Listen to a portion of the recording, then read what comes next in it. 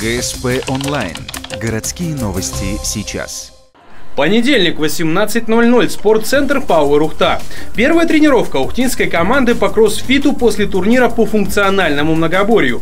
Состязание проходило в Кирове 18 апреля. Собрало 40 атлетов из Республики Коми, Кировской и Московской областей.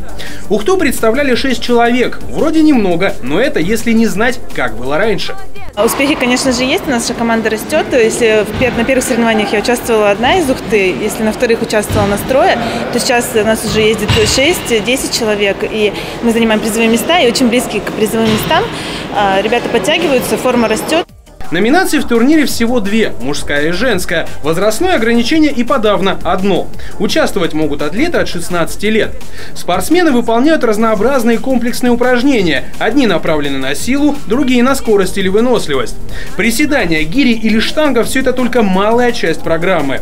Из ухтинцев отличился Степан Сахаров. Он занял на турнире 5-е место. Кроссфитом занимается всего 3 недели. Эти соревнования были первые в моей карьере. Были очень серьезные соперники, достойные ребята. Один парень даже был из Москвы, то есть конкуренция сильная.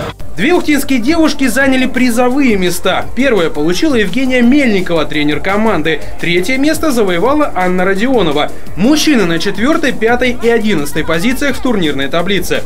Следующие соревнования пройдут 16 мая в Сыктывкаре. Победители получат право выступать на российском уровне. Ухтинцы готовятся оказаться в числе чемпионов.